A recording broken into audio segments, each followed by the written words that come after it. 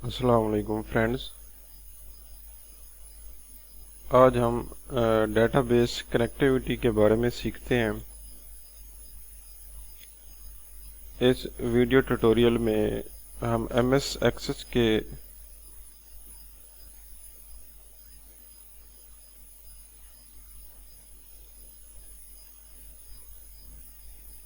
Database को use करते हुए एक जावा के प्रोग्राम में एक्सेस करना सीखते हैं।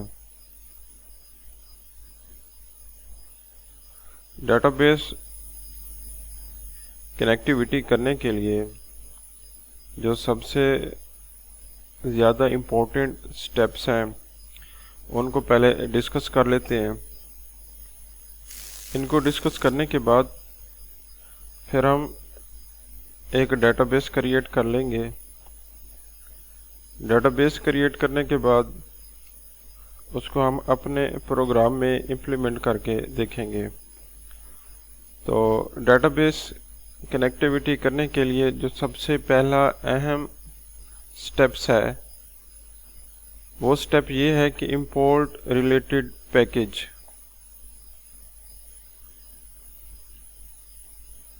जो रिलेटेड पैकेज हैं उसको हम इंपोर्ट कर लेते हैं। इसमें जो हमारे पास पैकेज है वो है java.sql।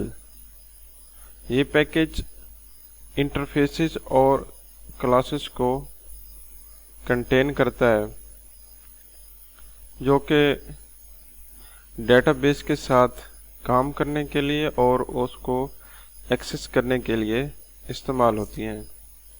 तो सबसे पहले हम इस पैकेज को इंपोर्ट कर लेते हैं।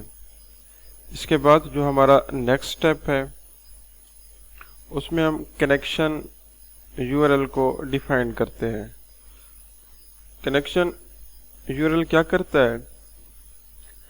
कनेक्शन यूआरएल डेटाबेस के एड्रेस को स्पेसिफाई करता है। फॉर एग्जांपल यहाँ पे हमने एक स्ट्रिंग टाइप का कॉन यूआरएल एक ऑब्जेक्ट बना लिया। इसके अंदर JDBC you can access driver का नाम दे दिया और उसके बाद जो हमारे डेटाबेस का एड्रेस है वो हमने यहाँ पे दे दिया। कनेक्शन यूआरएल को डिफाइन करने के बाद नेक्स्ट स्टेप है एस्टेब्लिश कनेक्शन विद डेटाबेस। तो इसके बाद फिर हमने डेटाबेस से कनेक्शन एस्टेब्लिश करना है। इसके लिए हम ड्राइवर मैनेजर क्लास का एक ऑब्जेक्ट क्रिएट करते हैं। कनेक्शन ऑब्जेक्ट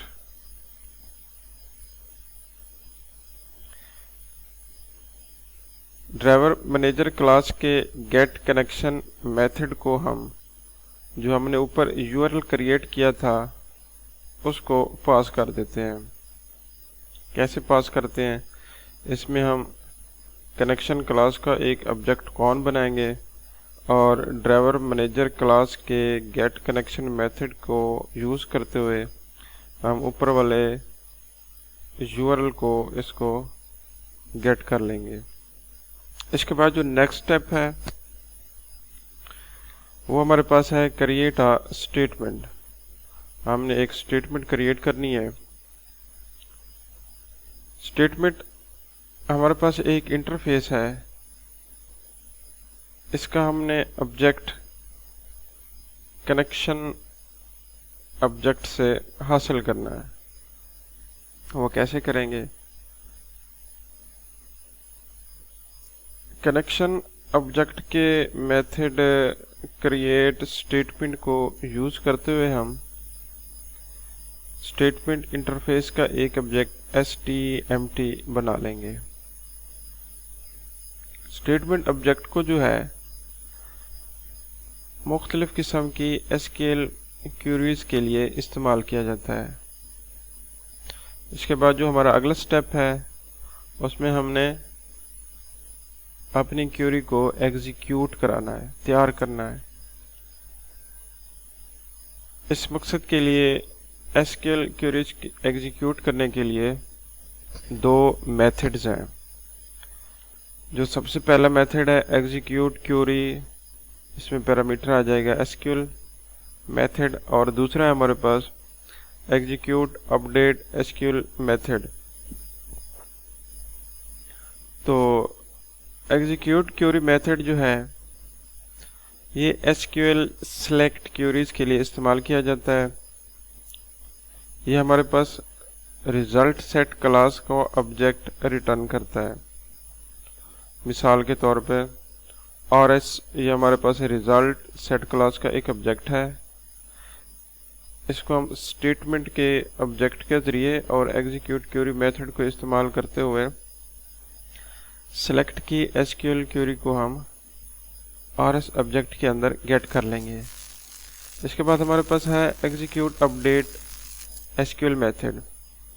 ये आमतौर पर इंसर्ट, अपडेट और डिलीट क्वेरीज के लिए इस्तेमाल किया जाता है, और इसको इस्तेमाल करते हैं जब तो ये हमें काउंट की वेरिएबल की सूरत में नंबर बताता है कि कितनी क्वेरीज हमने एग्जीक्यूट की हैं। इसके बाद जो नेक्स्ट स्टेप है process results of the queries. Query के जो रिजल्ट है हमने उनको प्रोसेस करना है।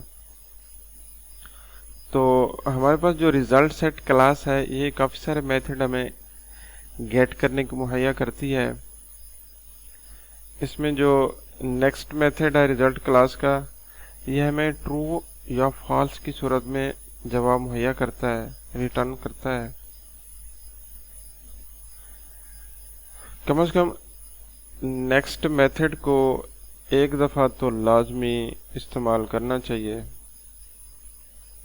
इसके बाद जो नेक्स्ट स्टेप और फाइनल स्टेप है, हमने जो ऊपर कनेक्शन क्रिएट किया था उसको हमने क्लोज करना है, क्योंकि अगर ये कनेक्शन खुला रहेगा तो ये काफ़ी एक्सपेंसिव होगा, क्योंकि हम एक एक्सटर्नल सोर्स से कनेक्ट हो रहे हैं, तो हमारे प्रोसेसर पे इसका इम्पैक्ट पड़ेगा।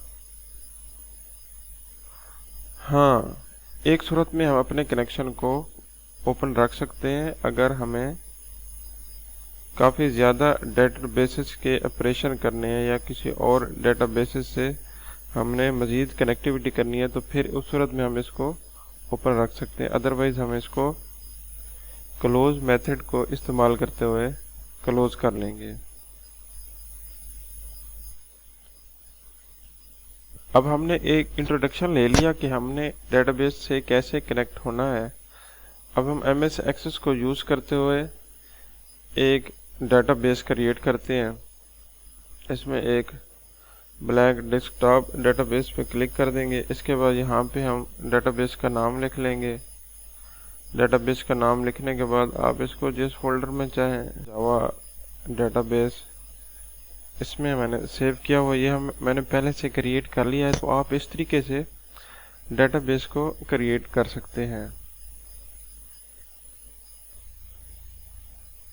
मैंने डेटाबेस क्रिएट करके उसका नाम मैंने पर्सन इन्फो रखा है। उसके अंदर एक क्लास बनाई है पर्सन। इसकी 4 फील्ड्स हैं, एक आईडी है, एक नेम है, एक एड्रेस है, एक फ़ोन नंबर है। इसके अंदर मैंने डाटा भी फिल कर दिया है। इसमें नेम अली आ गया, एड्रेस मॉडल टाउन और फ़ोन नंबर 92032556। इस तरह मैंने फिर ये 3 रिकॉर्ड इसमें ऐड कर लिए हैं पर्सन की क्लास में।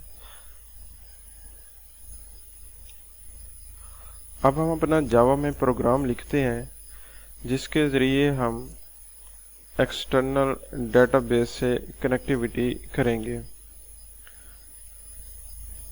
तो जो हमारा सबसे पहला स्टेप था वो था इंपोर्ट पैकेज। तो सबसे पहले हम पैकेज को इंपोर्ट कर लेते हैं।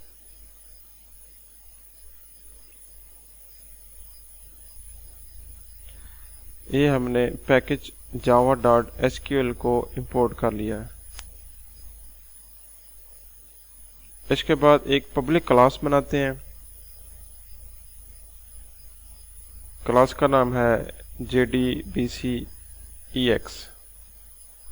इस क्लास के अंदर main method public static void main method create कर लिया। मेन मेथड के अंदर ट्राई और कैच ब्लॉक यूज कर लिया। ट्राई और कैच ब्लॉक क्यों यूज कर रहे हैं हम? ट्राई और कैच ब्लॉक हम इसलिए इस्तेमाल कर रहे हैं कि हमने अपने प्रोग्राम में एक एक्सटर्नल सोर्स से आयोज करनी है। जब भी हम जावा के किसी प्रोग्राम में एक्सटर्नल सोर्स, जैसे हमारे पास MS एक्सेस का डेटाबेस है, उससे हमने आयोज करनी है, तो उससे जब हम आयोज करते हैं तो हमें चेक्ड एक्सेप्शन आती है। तो चेक्ड एक्सेप्शन थ्रो होती हैं। तो इनको हैंडल करने के लिए हम फिर ट्री और कैच ब्लॉक को यूज करते हैं।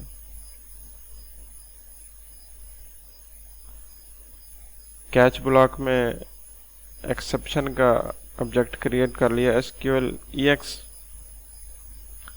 और अगर खुदा ना खास्ता कोई एक्सेप्शन थ्रो होती है तो इसको हम फिर प्रिंट कर लेंगे। इसके बाद हम ट्राई ब्लॉक में आ जाते हैं। ट्राई ब्लॉक में जो हमारा स्टेप है, कनेक्शन URL को हमने डिफाइन करना है। उसको कैसे डिफाइन करते हैं देखते हैं। सबसे पहले हमारा जो डेटाबेस है उसका जो एड्रेस है उसको ले लेते हैं। जैसे कि मेरे पास डेटाबेस है, इसका एड्रेस जो है मैं आपको दिखा देता हूँ। अगर आपको नज़र आ रहा है तो मेरा ये है कि मेरा डेटाबेस E फोल्डर में जावा DBC फोल्डर में पर्सन इन्फो के नाम से पड़ा हुआ है।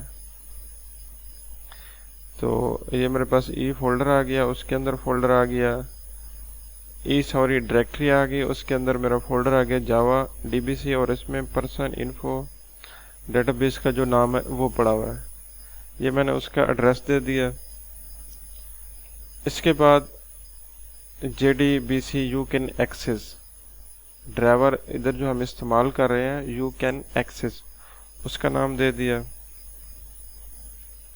और इसको एक स्ट्रिंग टाइप के URL ऑब्जेक्ट में असाइन कर दिया। तो इस तरह हमने एक कनेक्शन URL डिफाइन कर लिया। इसके बाद जो हमारा नेक्स्ट स्टेप है उसमें हमने एक कनेक्शन को इस्टेब्लिश करना था। तो देखते हैं ये कैसे हम इस्टेब्लिश करते हैं। इसके लिए गेट कनेक्शन का मेथड है, उसको हमने जो ऊपर URL क्रिएट किया था उसको असाइन कर दिया।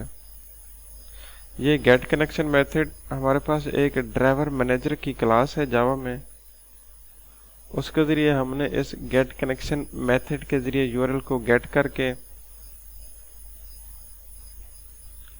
एक कनेक्शन की क्लास कौन के ऑब्जेक्ट को हमने असाइन कर लिया। तो जो हमने यहाँ पे URL क्रिएट किया था वो अब हमने कनेक्शन क्लास के ऑब्जेक्ट कौन को गेट कनेक्शन मेथड के ज़रिए असाइन कर दिया। ये हमारा कनेक्शन एस्टेब्लिश हो गया।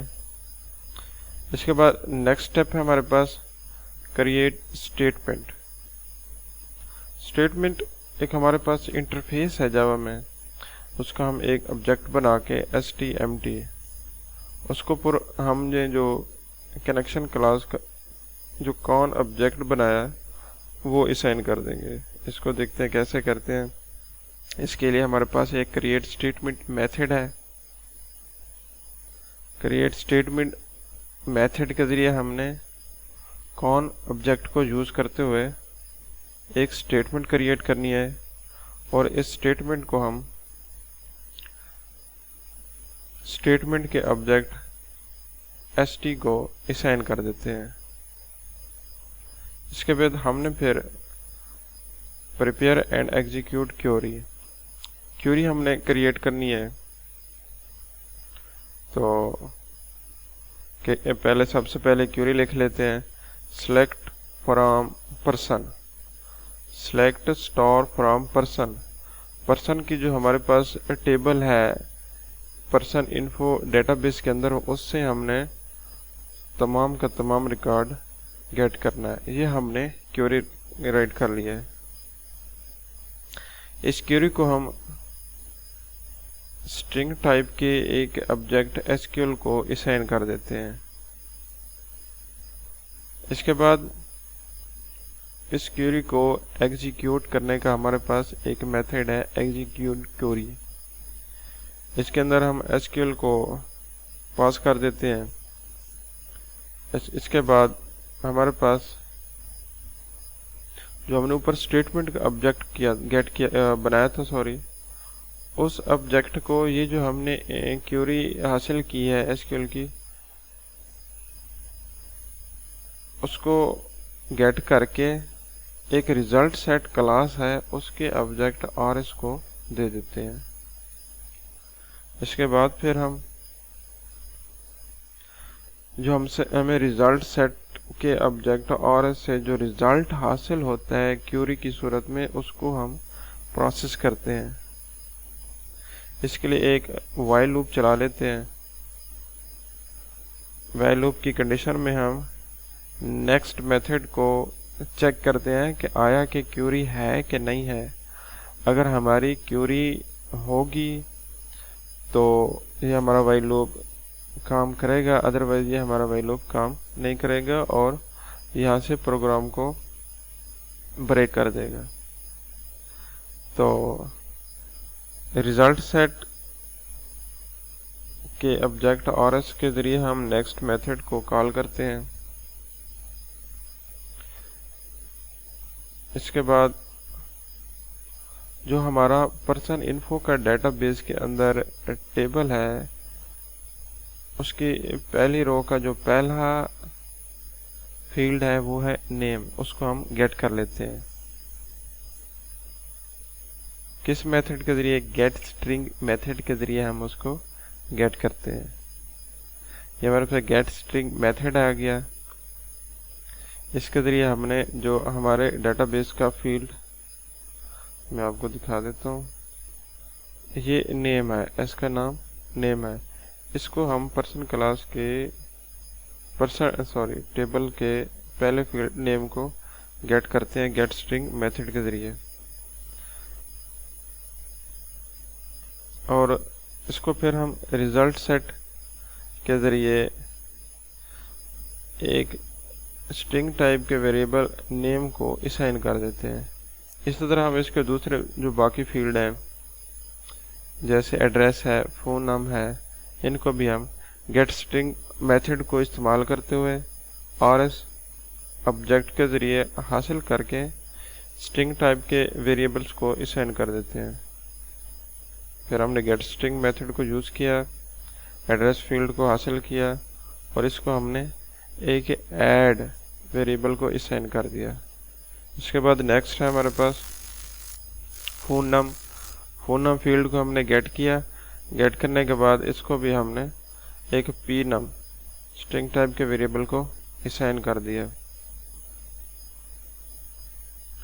इसके बाद हमने ये जो वैल्यूज़ गेट की हैं, इनको हम प्रिंट कर लेंगे। नेम, ऐड, pnum, ये तीनों के तीनों वेरिएबल हम यहाँ पे फिर प्रिंट कर लेंगे। और अब हमारे पास आखिरी जो स्टेप था हमारा, क्लोज द कनेक्शन। जो हमने ऊपर कनेक्शन क्रिएट किया था, अब हमने इस कनेक्शन को क्लोज करना है। अगर हमने किसी और एक्सटर्नल डेटाबेस से आईओएस नहीं करनी, अगर हमने किसी और डेटाबेस से आईओएस करनी है तो फिर हम इस कनेक्शन को क्लोज नहीं करेंगे। तो इधर फिलहाल हम एक ही डेटाबेस से आईओएस कर रहे हैं, तो इसके आईओएस करने के बाद मैं फिर इसको क्लोज कर देता हूँ। इसके लिए हमारे पास मेथड है क्लोज मेथड। तो कॉन ऑब्जेक्ट के जरिए हम क्लोज मेथड को कॉल करके हम इसको क्लोज कर लेंगे।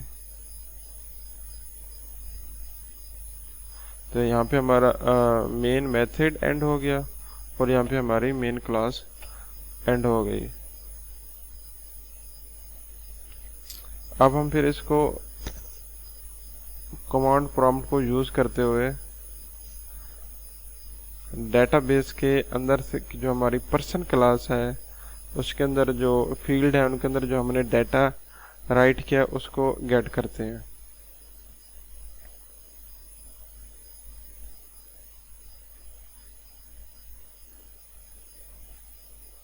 सबसे पहले जो हमने जावा की एक प्रोग्राम बनाया है उसको कंपाइल कर लेते हैं। इसके लिए हमारे पास कमांड है जावा सी, उसके बाद jdbcex.java, इंटर प्रेस करते हैं। इसने हमें कोई एरर नहीं दिया, तो इसका मतलब ये है कि हमारा जो प्रोग्राम है ये सक्सेसफुली कंपाइल हो गया है। अब हमने इसको एग्जीक्यूट कराना है, तो उसके लिए हम लिखते हैं जावा jdbcex। अब हम इसको एग्जीक्यूट करते हैं, इंटर। तो इसने सक्सेसफुली रिजल्ट जो है हमें शो कर दिया है, जो हमारी टेबल में यहाँ पे मौजूद है। आप लोग देख सकते हैं कि यहाँ पे हमारे पास सबसे पहले अली है नेम में, उसके बाद एड्रेस शो हो रहा है, उसके बाद फ़ोन नंबर शो हो रहा है, फिर उस्मान है, उसके बाद एड्रेस, फ़ोन नंबर, रज़ा, एड्रेस, फ़ोन नंबर। ये जो हमने इस अपने पर्सन इन्फो के डेटाबेस के अंदर जो पर्सन टेबल क्रिएट किया उसका हमने ये रिकॉर्ड हासिल कर लिया। तो इस तरीके से हमने आज की इस वीडियो में सबसे पहले डेटाबेस कनेक्टिविटी के स्टेप्स को डिस्कस किया। उसके बाद एमएस एक्सेस के अंदर एक हमने डेटाबेस बनाया और फिर नोटपैड प्लस प्लस को इस्तेमाल करते हुए हमने एक जावा का प्रोग्राम राइट किया। उसके बाद cmd कमांड प्रॉम्प्ट को यूज़ करते हुए हमने डेटाबेस से कनेक्टिविटी की और फिर हमने अपने रिकॉर्ड को गेट कर लिया। तो अगर इस प्रोसेस में, इस वीडियो में आपको कहीं पे कोई मसला आ रहा हो या कोई समझ ना आ रही हो तो आप कमेंट सेक्शन में कमेंट करके पूछ सकते हैं। वीडियो देखने का बहुत शुक्रिया।